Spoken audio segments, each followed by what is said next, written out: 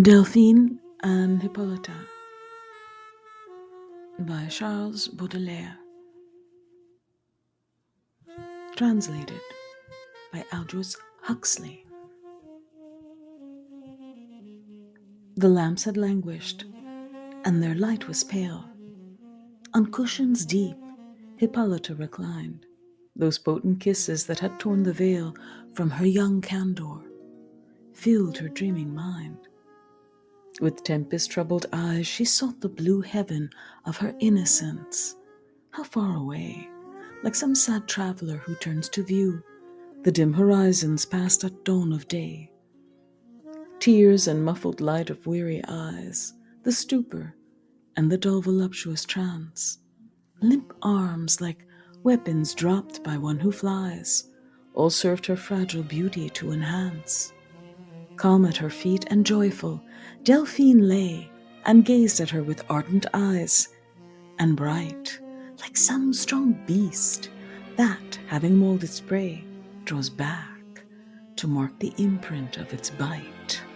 Strong yet bowed superbly on her knees, she snuffed her triumph on that frailer grace, pouring voluptuously, as though to seize the sign of thanks upon the other's face.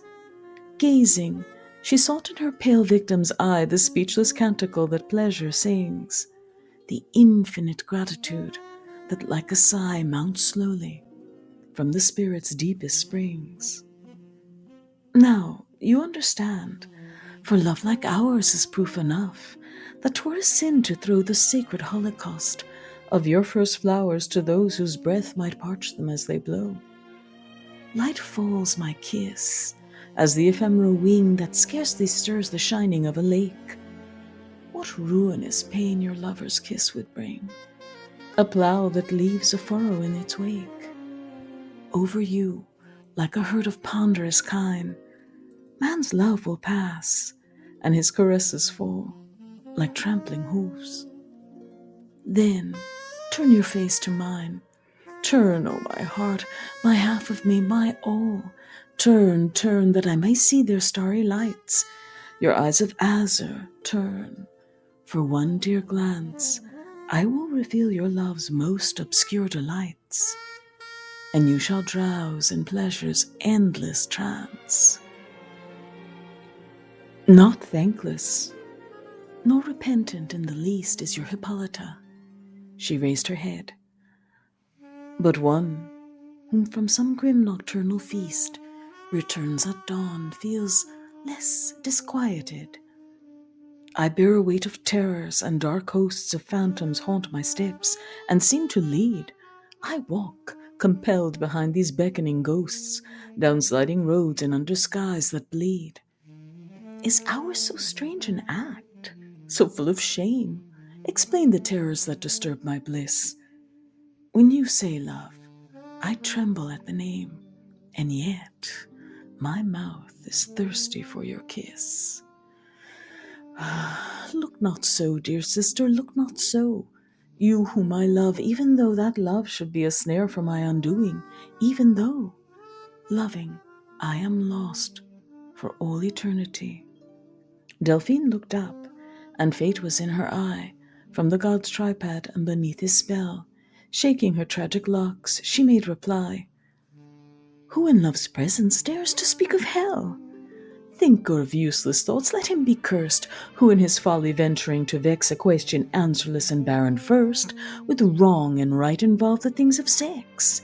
He who in mystical accord conjoins shadow with heat, dusk with the noontide fire, shall never warm the palsy of his loins at that red sun which mortals desire. Go, seek some lubber groom's deflowering lust, take him your heart and leave me here despised. Go, and bring back all horror and disgust, the livid breasts man's love has stigmatized. One may not serve two masters here below. But the child answered, I am torn apart. I feel my inmost being rent as though a gulf had yawned, the gulf that is my heart. Naught say this monster's desperate thirst assuage. As fire 'tis hot, as space itself profound, naught stay the fury from her quenchless rage, who with her torch explores its bleeding wound. Curtain the world away, and let us try if lassitude will bring the boon of rest. In your deep bosom I would sink and die, would find the grave's fresh coolness on your breast. Hence, lamentable victims, get you hence, hell yawns beneath. Your road is straight and steep, where all the crimes receive their recompense, wind-whipped and seething in the lowest deep. With a huge roaring as of storms and fires, go down, mad phantoms, doomed to seek in vain the ne'er-won goal of unassuaged desires, and in your pleasures find eternal pain. Sunless your caverns are, the fevered damps that filter in through every crannied vent.